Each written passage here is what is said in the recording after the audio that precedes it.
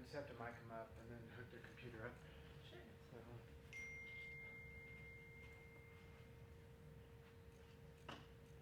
Hello.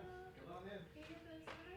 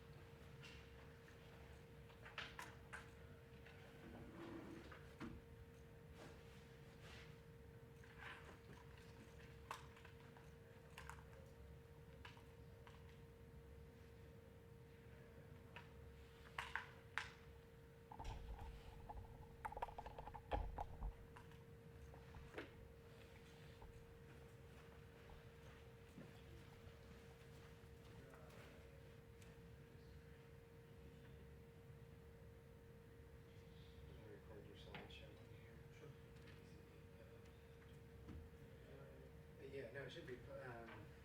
Do they inside your USB? All right, we have USB-C. Yeah. Okay.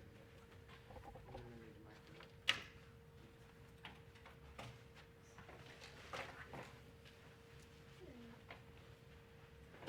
We do have physical presence.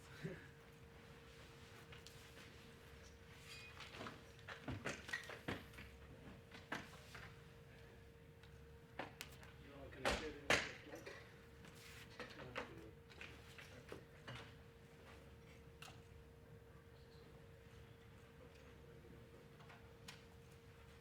Here, it's not enough to get this on first. Let's get your computer on.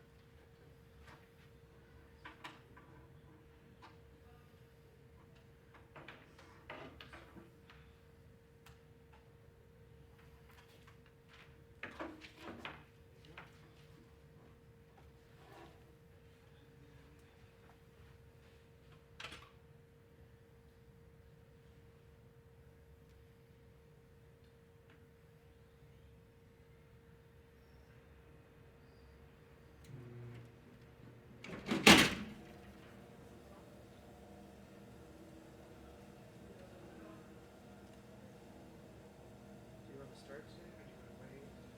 Okay. Can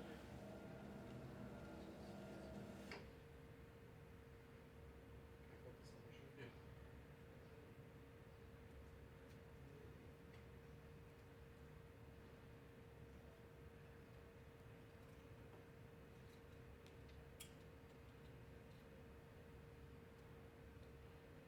Just check out your pocket or whatever.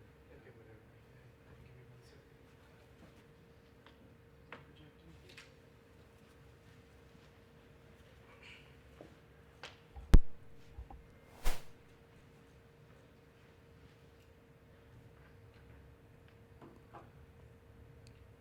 Is it being telecasted on Zoom? I guess. Alright, you are here. Alright. Yeah. Okay. I think you're all set to go, right? Yeah. Yeah. Can you hear him fine? I can hear you. Let me record. Hold on.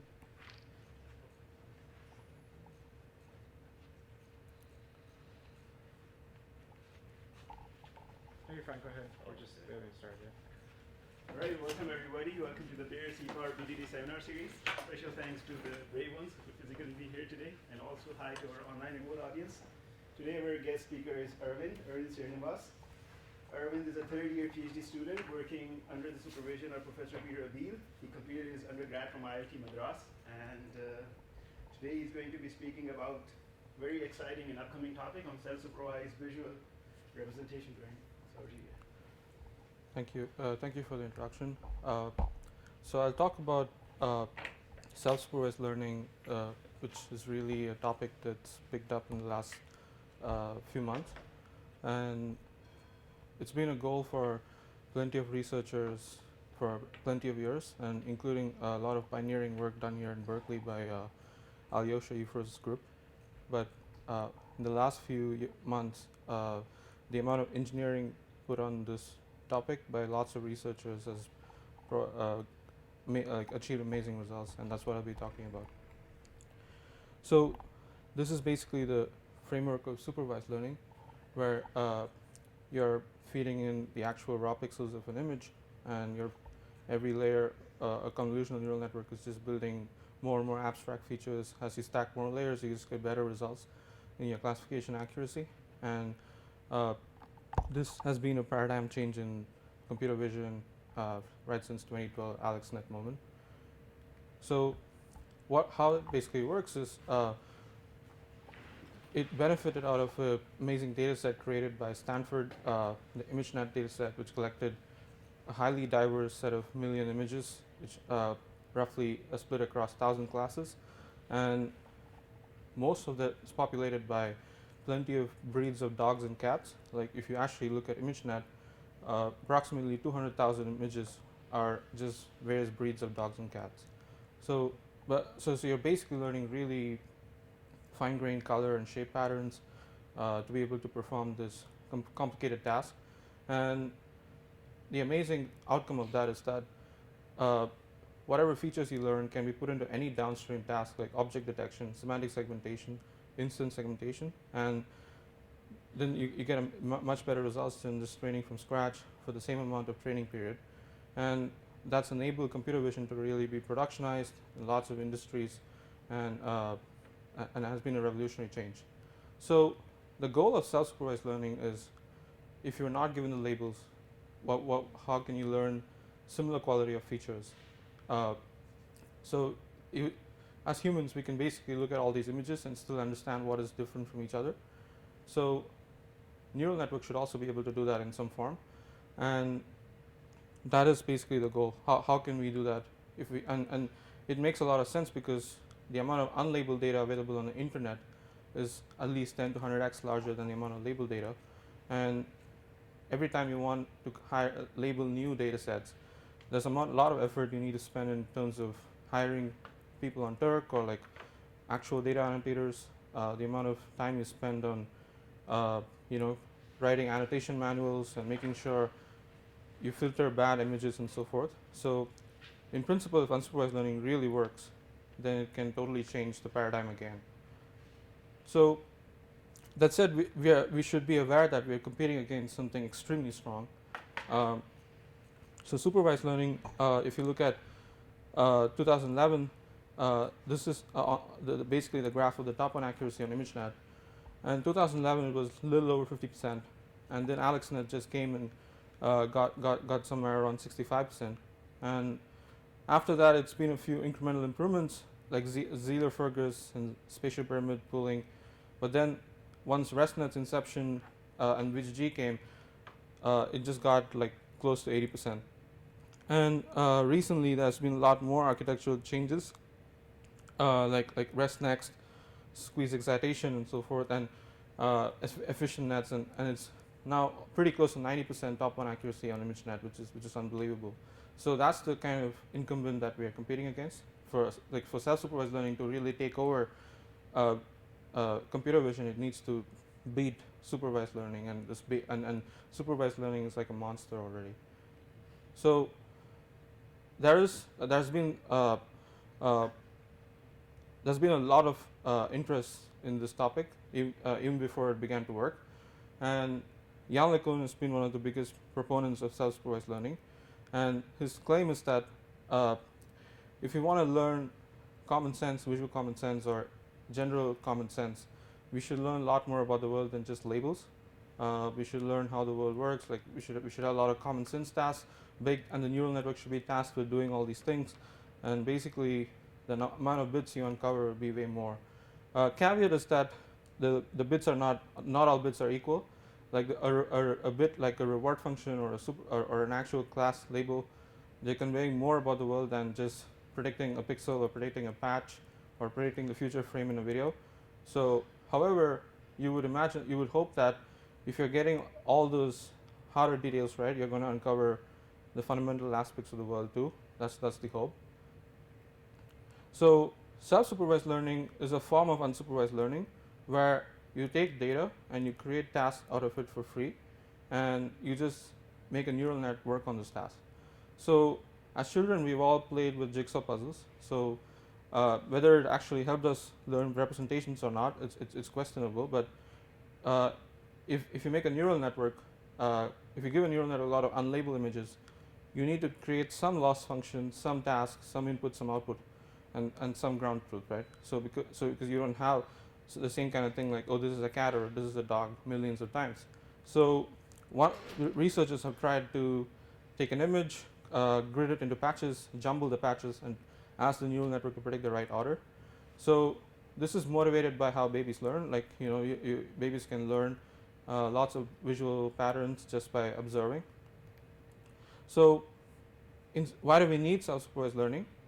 Like I said, the expense of producing a data set is high, and there are also some areas where deep learning has not yet taken over. For instance, medical imaging is still a field in progress, and collecting data is much harder because it's not like you can hire any random person to annotate a CT scan or something or X-ray. You need really trained doctors to do that. So when that kind of a scale is impossible, but you already have a lot of scans, then you want to take advantage of the unlabeled data. And finally, even for domains where collecting labels is easier, there are a lot more unlabeled data than the amount of labeled data. And you can also think about harder tasks like segmentation, where the amount of annotation effort is much more than saying if an image contains a dog or a cat. And as we kind of move computer vision to harder problems, supervision is even harder to collect. And similarly for videos, the amount of time it takes for a person to watch an entire video and annotate the contents of the video is higher than just looking at an image and saying this contains a cat or a dog. Of course, there's going to be innovations in the graphical user interface for annotation, but you would expect that it doesn't scale to harder tasks. And finally, there's the cognitive motivation from how animals or babies learn. But it's up to you to take whichever motivation you care about. Like some people care more about the practical aspects. Some people care more about the fundamentals. So in both ways, self-supervised learning is very relevant. So, but then if you're like extreme, if you don't even care about research, if all you want is like building a company and computer vision startup, and you just are like, hey, everybody's just annotating data, like companies in China are just basically annotating data at every second and building the best possible pipelines for computer vision. So, like I said, it may not really matter. Self-supervised learning is something that you shouldn't really care about right now, but and especially in the past, nobody really needed to care about it. But I think it's slowly changing, and in future, mostly the pipelines that you would end up using, even if you have a lot of data, will be to do some kind of pre-training and then fine-tune to whatever labeled data you collected. And that's basically what I'll talk about today, like how self-supervised learning can help you even when you have all the labeled data available. I'll take you through the kind of progresses that is like made in 3 prominent methods in self-supervised learning. So before I go into the details, like most of self-supervised learning built on top of this foundational work by Carl Doerr, Shabina Gupta, and Alyosha Ifros, when Alyosha was in CMU, I guess. So basically, the idea there was to take an image, you take a neighboring set of 3x3 patches, and you take the center patch and any other patch in the 3x3 grid, and you just try to classify the relative position. So for instance, in this highlighted image, in that particular grid, given the blue and the red patch, you would say that the red patch is in the top right corner, and you'll basically have a classification task of 8 categories based on the reference position.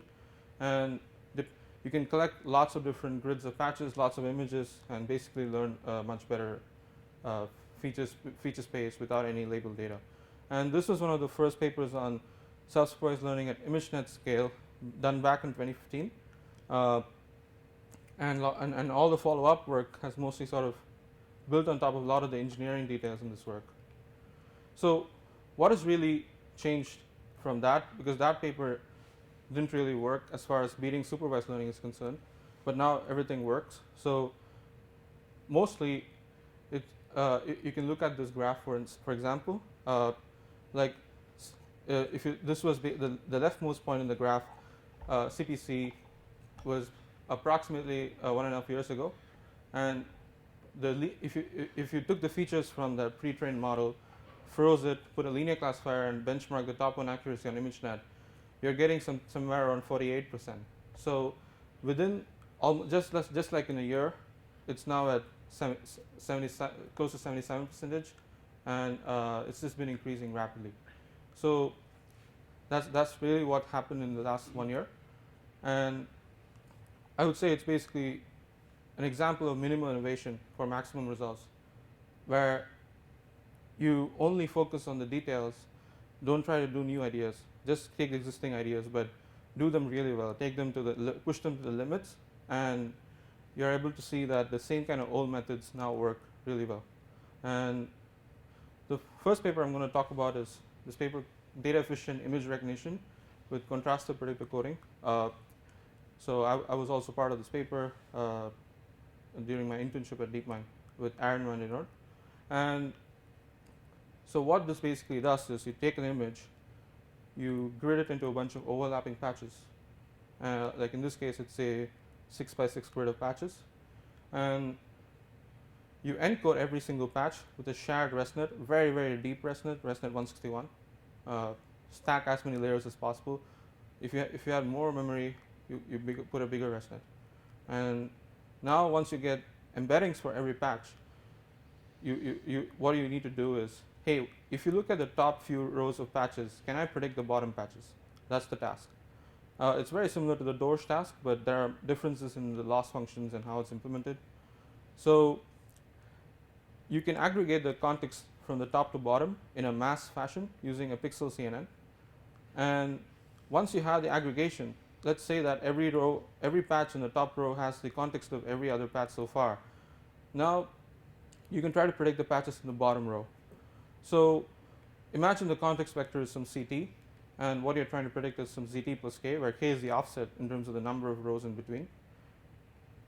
If you have a score function between the embeddings of the top context and the bottom patches that you're trying to predict, and the score function is something like a bilinear dot product, you can create a loss function which is like a non-parametric softmax that just says that the true context that true target that you're trying to predict should correlate the maximum with the actual context that you have when compared with the false targets that you can construct for free. For instance, if you're trying to predict a patch that is 2 rows below, and let's say in the column 1 or 2, the negatives for that location could just come from all the other patches in the image and patches from other images. So you're just creating a prediction task where you just say, given the top few rows, I'm going to predict the patch at 4,5. That's like one task.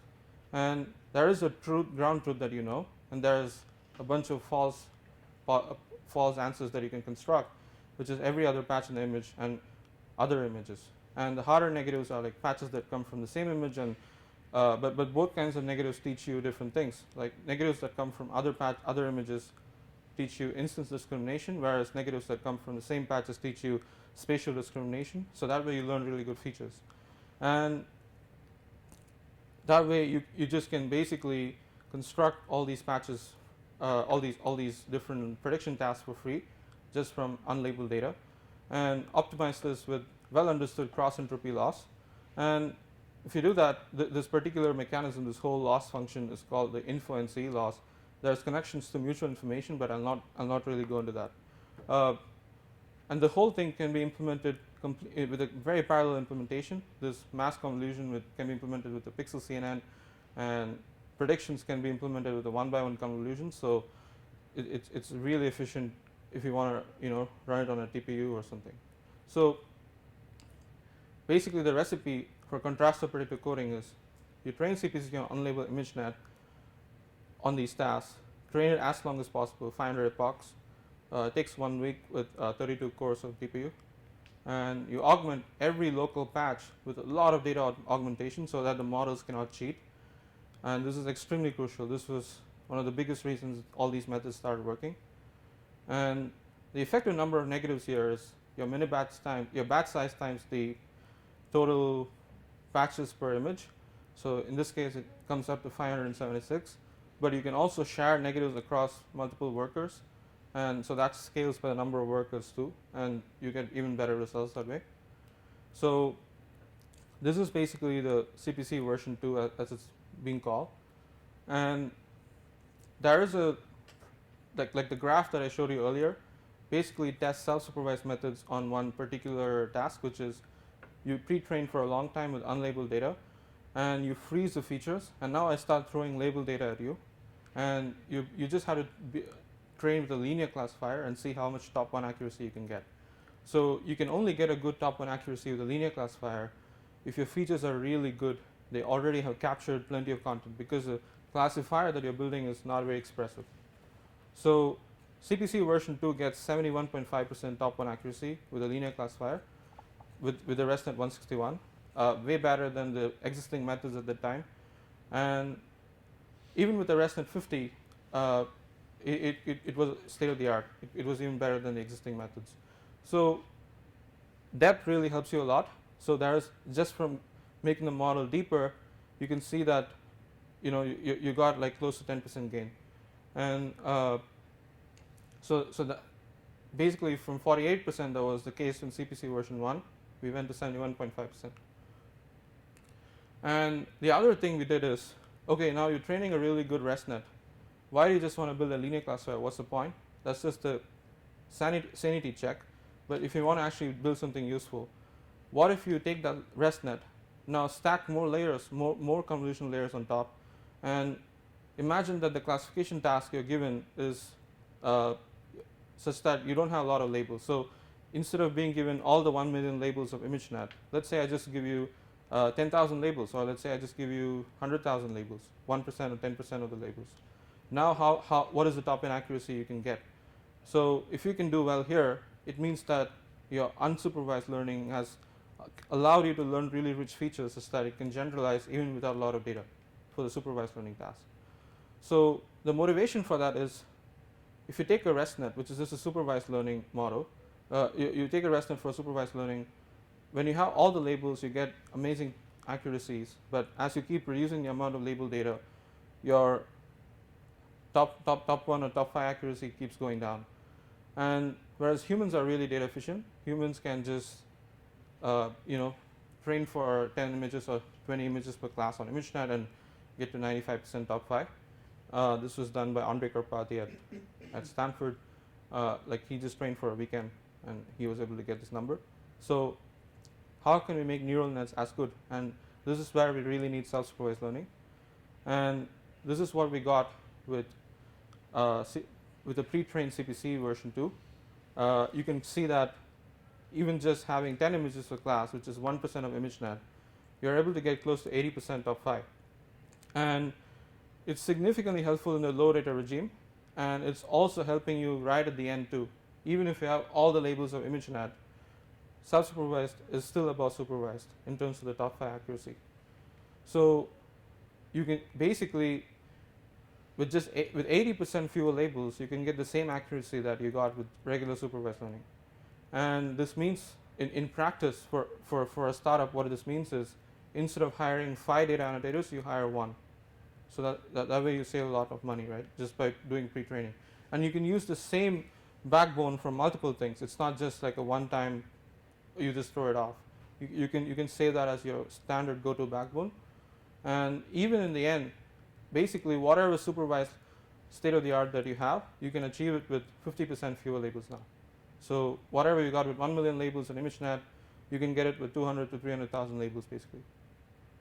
So another thing which we did is transfer learning, which is you could ask like, hey, you're doing all this pre-training, but you're only testing on ImageNet by pre-training on ImageNet. So a standard test of self-supervised learning is take the backbone you uncovered from pre-training and use that as a backbone in a faster RCNN on a Pascal VOC object detection task, which is just 10,000 images and 20 classes. So it is a task where you really need some kind of pre-trained backbones to do well. And people usually use supervised backbones, which is a pre-trained ImageNet supervised classifier. And among the methods that are trained without any labels, the state of the art before we published CPC version 2 was MoCo, which got 74.9. And we'll talk about MoCo later. And CPC version 2 gets 76.6. And just if you want a comparison with supervised pre-training gets 74.7, and CPC version 2 gets 76.6. So that's another argument against supervised learning, which is even if you have a ton of labels, self-supervised backbones learn a lot more about the data, and therefore they can the transfer learning performance will be even better. So MoCo and CPC were the first methods to actually beat supervised pre-trained backbones on faster RCN and object detection. And so basically, this was long referred to as like the gelato bet between Jitendra Malik and Alio Schaefer, that like no self-supervised backbones can beat supervised backbones on Pascal object detection, but finally happened. So here's the actual numbers for image classification. I said it's state of the art on every regime, so you can look at the top 1 accuracy that we got for pre-train and then fine-tune. We got 83.4% top 1 at the end, 100% ImageNet, all the labels, whereas the supervised model gets 80.2, less than 200. So the TLDR is CPC version 2 was state of the art for image classification on any regime given among the ResNet backbones, and it's also state of the art for transfer learning to Pascal.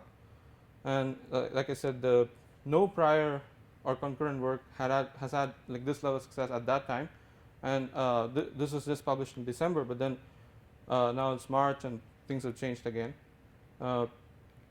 And if you want to go check out this paper, you can. It's on arXiv. Next, I'm going to talk about instance contrasted learning. So all these methods, like CPC or CPC family of methods, basically use a lot of like patch-based augmentations and so forth. So instance contrasted learning is another idea that's worked pretty well, and that's really picked up in the last few weeks. So the idea is you take an image, you create two different augmentations, you take any other image, you attract the two augmentations of the same image, and you repel every other image. So you create two views of every image, you attract the views of the same image, and you repel every other view. So you just want to make sure that two augmentations of the same image are constrained to have approximately the same embedding. So this is basically the idea of instance contrasted learning. And you just sample a large mini batch, take two augmentation functions, create the views, attract the correlated views, and just learn great features and use it for any problem. So this was the idea applied in this paper called SimClear, or Simple Framework for Contrasted Learning, a paper with a lot of people from Brain Toronto, Jeff Hinton too. So that's basically what they did. They took the image and they applied this loss and trained really long and used the same info and CE loss. And if you look at the graph, this is the linear classification results, and you can see that it's finally gotten to the level of supervised. CPC version 2 got 71%, but supervised gets like 76 plus, and SimClear with a sufficiently wide model gets the same level of accuracy. So this means that there now exists a set of features which are linearly separable, and it's been trained without any labels, that are as semantic and useful as supervised learning. And it also turns out that supervised learning doesn't benefit as much from making the models wider as self-supervised learning does. So the gap between self-supervised and supervised reduces further and further as the models are more expressive. So it means that supervised learning is not able to take benefit of wider models as much as self-supervised models. And SimClear is also better than CPC in data efficiency. So you pre-train SimClear and fine-tune it with just 1 or 10% of the labels, and it actually gets amazing top 5 accuracies. Just with like 10 images per class, you can get 86% top 5. It surpassed AlexNet actually. So whatever AlexNet got with all the 1 million labels is now much lower than what SimClear gets with just 1% of the labels. Finally, I'll talk about this method called MoCo from Kai-Ming He, who's also the inventor of ResNet. So it's very similar to SimClear. It actually came before SimClear, but only the reason I'm presenting it later is because the version 2 of MoCo is now the state of the art. And it performs a similar kind of dictionary task of making an image correlated with the other images. And it has this momentum encoder such that you only backpropagate through the queries and don't backpropagate through the keys. And it borrows this memory bank idea that instead of constructing your negatives from your batches, you can construct your negatives from your memory bank and basically use that to create your negatives and therefore be more compute efficient. You just need 8 GPUs or something instead of 128 TPU cores or 32 TPU cores. So the only diff from MoCo from the previous work, which was also done at ICSI at Berkeley, was that they use a momentum update on the parameters instead of the sample embeddings. And MoCo benefits a lot from increasing the number of negatives. So this is the y-axis is the top one of the linear classifier, and x-axis is the number of negatives or number of samples in your memory bank, and it keeps improving. And when MoCo was published, it was pretty competitive with CPC and other methods, and it also was beating supervised on Pascal. The other interesting thing about MoCo is it was also benchmarked for instance segmentation. It improves on supervised pre-training and key point detection, dense pose, and large visual instance segmentation as well. So one way to, if you're confused about what is the difference between MoCo and CPC and SimClear, the main difference is that in SimClear, your negatives are just coming from all your batches. So only if you have a large batch size, you can really do that well. And to have a large batch size, you need a lot of compute. in MoCo you have a memory bank of negatives, and which is basically your embeddings that come from your previous mini batches. You just keep enqueuing and dequeuing that, and therefore your actual batch size is decoupled from the number of negatives, and so you can actually use much smaller batch sizes and much less compute. So they improved MoCo by porting picks from Simclear, like using MLP heads and more augmentations and training longer. And MoCo basically improves on the state of the art on linear classifier, even on top of Simclear. So it is now the state of the art method, and needs a lot less compute. So I think that's it for instance contrast learning and just contrast learning for images. Like you've seen how much it progressed, and these are the three top techniques in the field at the moment. So this was a slide made quite a while ago by Jan LeCun, saying the revolution will not be supervised, and it's kind of finally happening. And we also have video lectures of all these different techniques covered in our unsupervised learning course which we are doing here at Berkeley. So that's it for images. I'll quickly give you a teaser of something that my co-author will talk next week, Michel Askin, on how to apply all these techniques for reinforcement learning, how to be really data efficient in reinforcement learning. So we apply basically the same idea. It's still unpublished. It's under review at ICML. So we basically sample a mini batch for an RL update, create two correlated views per sample. We attract the views per sample and repel the views of other samples, and you just combine this with your RL update. And you don't even need to think about how to weigh the updates, like what architecture to use. Whatever architecture you use for RL, just use the same architecture. Just create a projection embedding for doing the contrast to update, and it just works out of the box with minimal adjustments.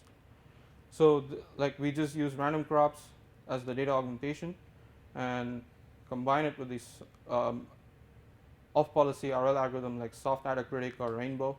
It can work on discrete or continuous control, and we are state of the art on data efficiency and the asymptotic scores on all the deep mind control environments. So on except for Cheetah Run, we are basically as good as learning from raw state.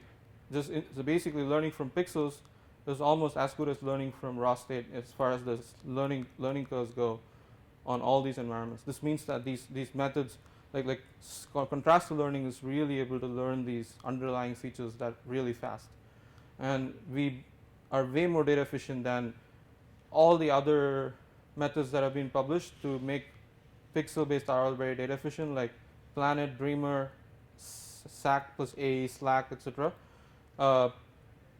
These are much more complicated than our method. They change the architectures, they introduce latent space forward models and LSTMs, and they have decoders for variational autoencoder objectives.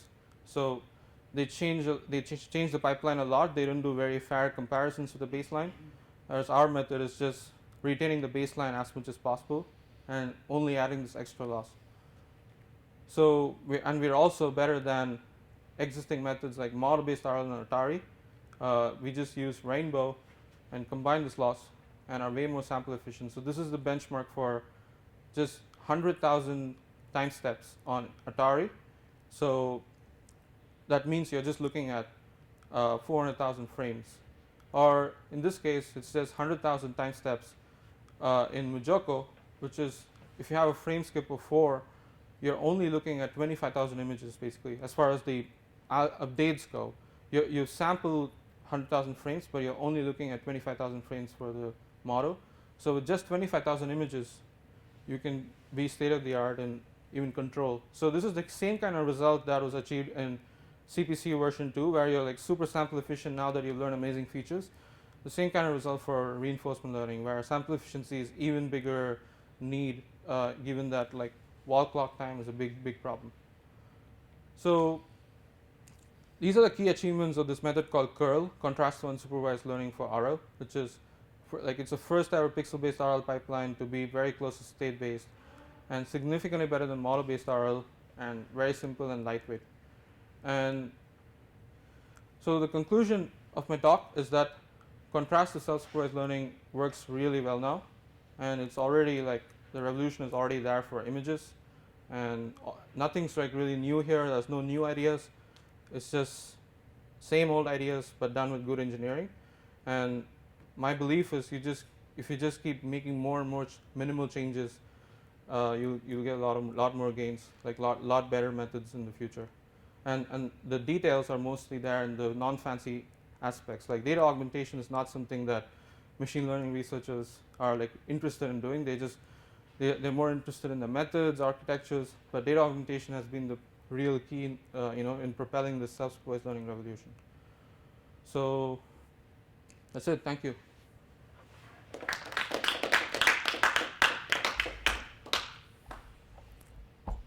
Take any questions. Yeah, what are the different methods that you've tried for creating these correlated views for instance-based contrasted loss? So you mean what are the data augmentations? Yeah. Yeah, so we use the standard ImageNet data augmentations like random crops, random flips. So you apply them at the image level, right? Yeah. Okay. For RL, we apply. So in RL, you're actually giving the models a stack of frames, so not just a single frame. Mm-hmm. So we apply the augmentation across frames. So the details will be covered by my collaborator Misha Laskin in the next week's seminar. He's going to talk about this paper So in more detail. your anchor is the whole stack of frames in that case? Yep.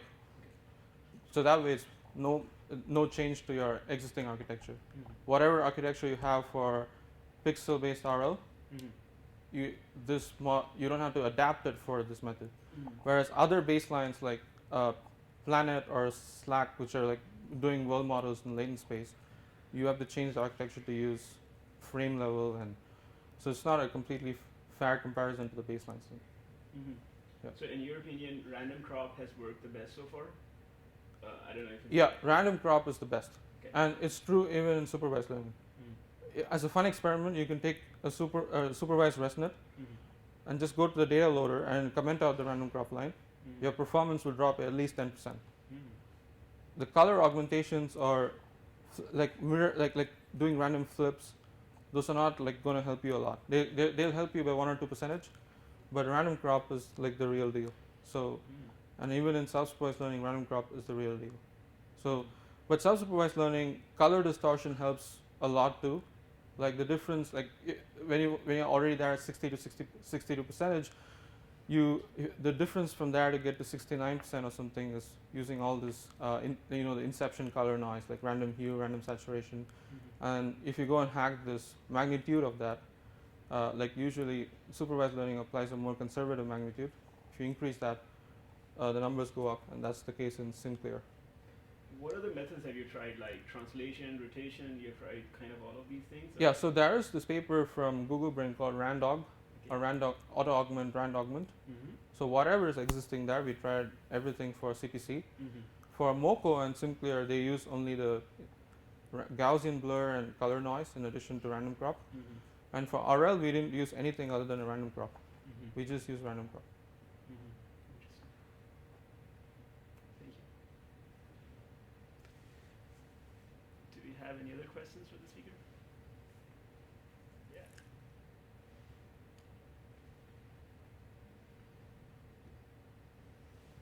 Yeah. So, what's the motivation like for you?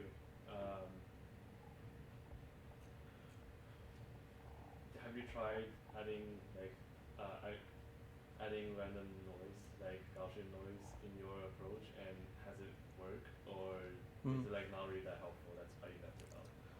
So Gaussian blur is there in Sinclair and Moco, and we haven't used it in RL yet. The only issue with Gaussian blur is you have to implement it very efficiently, or else it's slow and you can't use it. So it's better to just have that running as a convolution on the GPU. So we haven't done that in RL, but yeah, it is very useful. Gaussian blur helps a lot because it's basically like a convolution with some fixed filter, right? So like, is that what you meant by Gaussian noise? Because there's also the other thing where you just add it per pixel and don't have any spatial version, but I don't think that helps a lot because you can just like remove the noise with like one layer subtraction of the bias. Like batch norm can remove that noise for you, right? I see. Yeah. Yeah. Maybe just to sum up, what are the good engineering that boosted CPC2 Mhm. in your mind? Yeah. So what are the good engineering details? Mainly making the models deeper using layer normalization or like some normalization. In Moco and Moco they use shuffle batch norm, and in SimClear they use batch norm. So people earlier in self-supervised learning they were not using batch norm, and then thirdly more data augmentations. I think that's been the so deeper models and normalization layers can get you like up to 60% maybe, but after that it's all about data augmentation, that final 10%, and more like of course like other things like using what is the optimizer you use, like what is your batch size, how do you do the learning rate decays, and what is your gradient clipping. Those matter too. Like SimClear uses the Lars optimizer, cosine learning rate decays. Those are also pretty important. But yeah, it's a combination of everything. It's hard to say like, but if I can say one thing, it's data augmentation.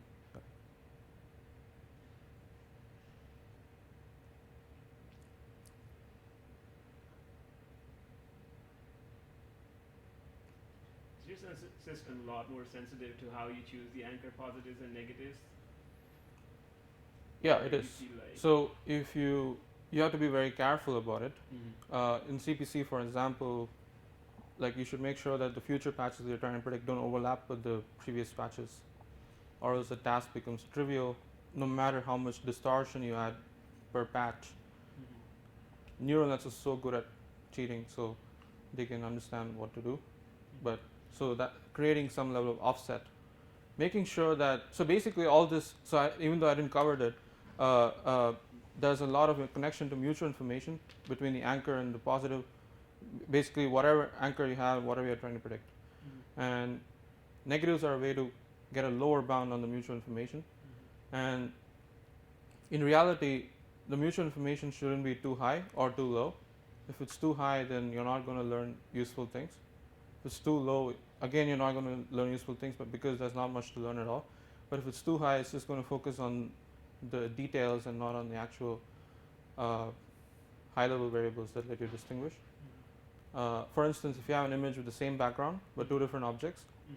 the mutual information is dominated by the bits that are the background bits. Mhm. So unless you do a data augmentation and create different background colors for each, Mhm.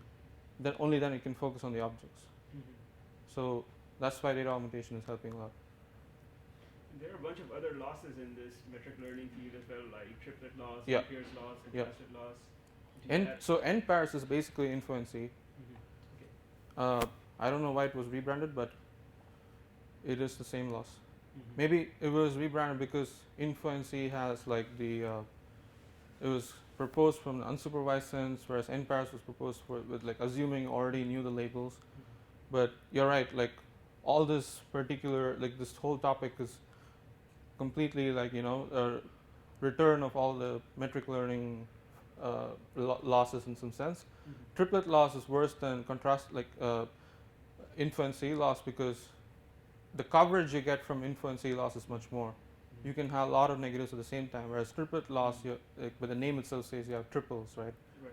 So the coverage is lower, so you need a lot more updates, and hinge losses are not very stable to optimize. Mhm. And so that cross entropy loss is much more stable to optimize because most of our innovations on the optimizer side has been to make supervised learning much better. Mhm. So the more we make our losses look like supervised learning, the more we benefit from those engineering details as well. So cross entropy loss is very similar to supervised learning.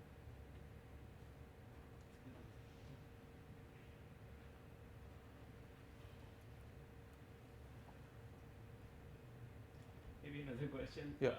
We also looked a little bit into like creating distributions around these anchors and positives as Mhm. well, not taking like single pairs around it.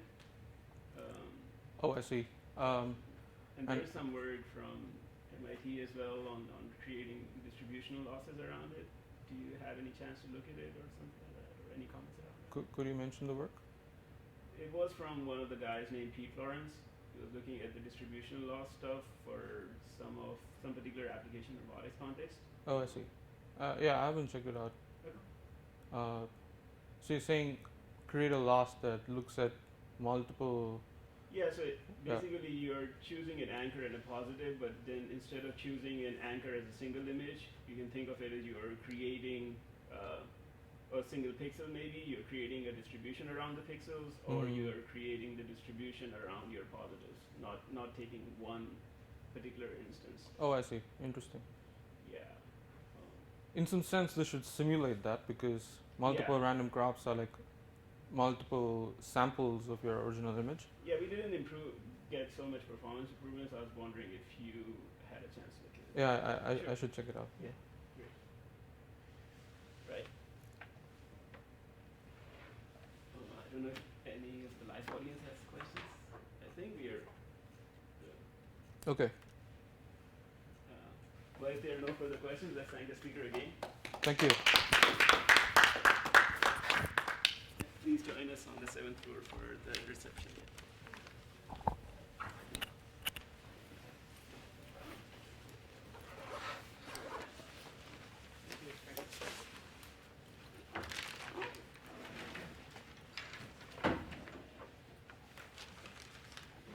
It was live class. I don't believe it was on Zoom. It was not Zoom. It was not Zoom? No, I think we're going to do Zoom next week. Yeah, I think it's better because if somebody wants to ask questions. Yeah, well, they can ask questions on our stream. Oh, they could? Yeah. I did not check it. Oh, yeah, I've got it up. But yeah, they just typed the question. What did they? No, nobody. Nobody. I would let you know if they did. Thank you so much. This is like the 11th one I've got. And nobody's ever asked. That would Maybe if we can. Maybe we. Well, I just did any questions, but it was too late. Next time we can do this. Yeah, we can spur the online people to submit their questions. There's a chat bar on the side. Yeah. You Do you have questions? Alright, yeah, thank you so much. Oh, I see. Yeah, it's one of the annotations. I have no questions. It's one of the annotations in Randolph. I don't know if this exactly calls solving but there's some annotation like this where you replace the pixel with It's one not place or still zero. cheating.